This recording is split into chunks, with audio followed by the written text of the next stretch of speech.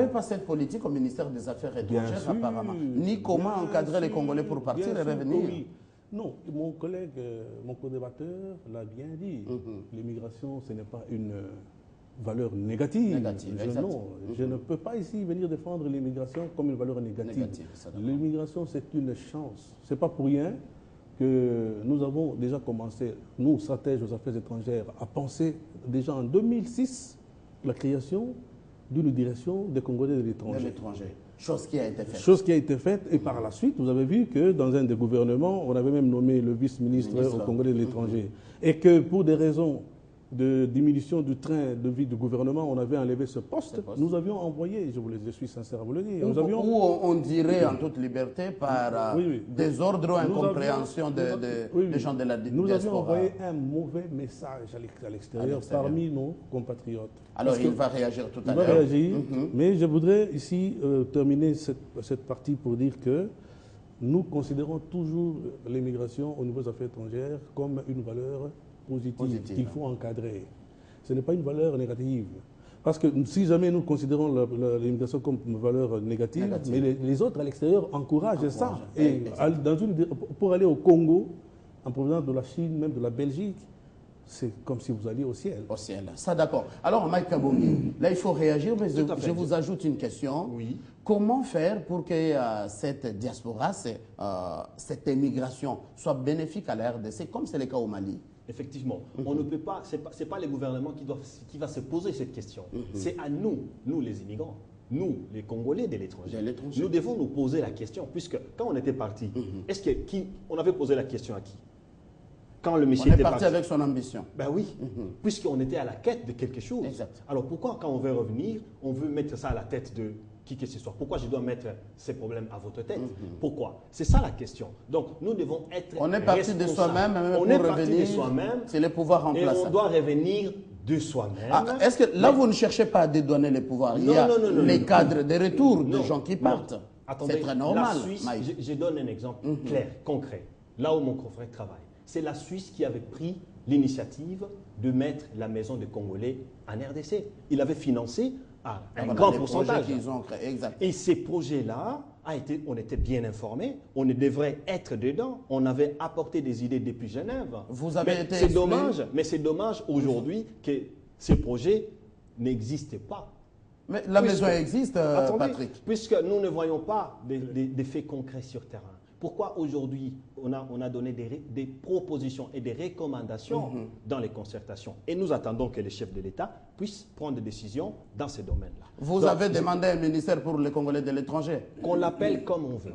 Un bureau, une cellule, un département, mais qui est un cadre efficace, responsable, qui va traiter la question des Congolais de l'étranger à sa juste valeur. Mais ça, c'est grave. Vous avez la parole, même quelques secondes. Je voulais juste terminer, s'il vous plaît, en disant ceci, que l'immigration, d'abord, elle est individuelle. Il y a l'immigration que les États disent choisie, d'accord? Il y a des gens qui sont éligibles à l'immigration, puisqu'ils remplissent toutes les conditions. N'est-ce pas? Vous pouvez aller travailler aux États-Unis, en Angleterre, puisque vous avez rempli les conditions sociales, professionnelles et tout, on vous donne la carte, la green card, et puis vous travaillez et vous revenez. Il y a des autres qui n'ont rien, mais qui disent nous sommes en danger, mais qui partent et qui racontent n'importe quoi. Donc c'est personnel. Il y a des autres qui partent pour aller étudier. Ils arrivent là-bas, ils n'étudient plus, ils font autre chose. Ils se retrouvent dans une situation critique. Il y a les autres qui n'ont ni projet, donc ils foutent rien. Et ils se retrouvent dans la rue, ils n'ont pas d'adresse, ils ne sont pas identifiables et ils n'ont aucun projet. Il y a les autres qui sont responsables. Et c'est là où je voulais revenir en disant ceci. Dans chaque chose, il faut un objectif. Puisque, comme il avait dit avant, moi je l'ai traduit en concept. C'est les représentations, n'est-ce pas? Chacun a une représentation pour se construire une identité. Il y a une représentation et à partir de ces représentations, vous avez des comportements qui vont suivre. Là, vous n'êtes pas clair. Qu'est-ce que vous recherchez exactement? Si ce n'est pas un ministère, une maison réelle des Congolais, des étrangers, nous voulons... Les modèles de banques comme c'est au Mali, où les gens de la diaspora savent vous canaliser leurs moyens financiers. Qu'est-ce que vous voulez au juste? Monsieur Kamango, vous savez que on peut même donner un ministère complet, comme on dit, mais si les gens n'ont pas de valeur et n'ont pas les mêmes objectifs pour faire avancer, à mettre des projets concrets, ça va aboutir à rien. Les responsabilités là sont partagées.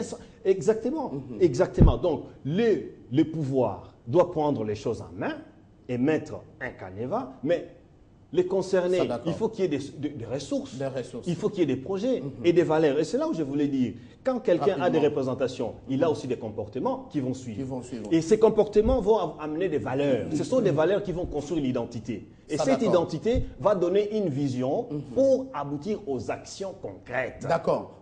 Monsieur Patrick, vous êtes diplomate, conseiller au ministère des Affaires étrangères. C'est comme si on vous accusait. Vous n'avez pas la politique pour les Congolais vivant à l'étranger. Notre ministère n'a pas cette politique.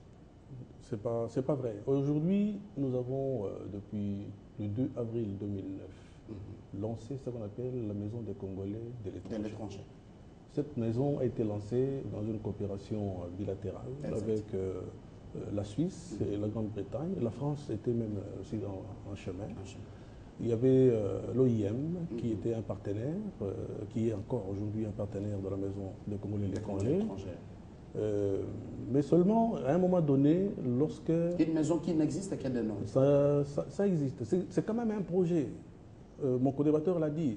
Si vous pouvez beau vous réunir, vous beau crier, mais s'il n'y a pas de projet concret. Déjà, c'était un projet qui avait donné de la substance au mandat.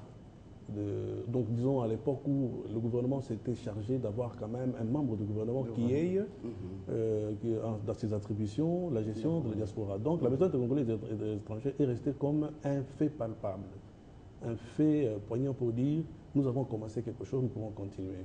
Ça, c'est une chose. Mais la deuxième, c'est qu'au niveau des affaires étrangères, la gestion de la diaspora congolaise s'avère toujours une question de taille. Pourquoi? Parce que nous gérons le passeport. Donc le flux des passeports que nous donnons, c'est que nous rendons potentiel. Le requérant qui récupère son passeport, c'est un potentiel émigré. C'est un potentiel. Moi, je considère que c'est même une chance si jamais il pouvait franchir, aller étudier et nous revenir. Mais seulement, ce sont des choses qu'il faut encadrer. Il y a le mental qu'il faut développer. J'aime bien qu'au niveau du gouvernement, je crois que ça va rester tel quel, qu'on ait mis sur pied un ministère qui s'occupe de l'éducation à la citoyenneté. Ah, voilà. Oui, c'est capital. C'est très... On est vraiment vers la fin. 30 secondes à tout et chacun. Il faut conclure. Moi, je voulais juste ajouter que le bureau, les bureaux que gèrent nos confrères, les Congolais de l'étranger, ils doivent s'assumer. D'accord? Ils doivent s'assumer.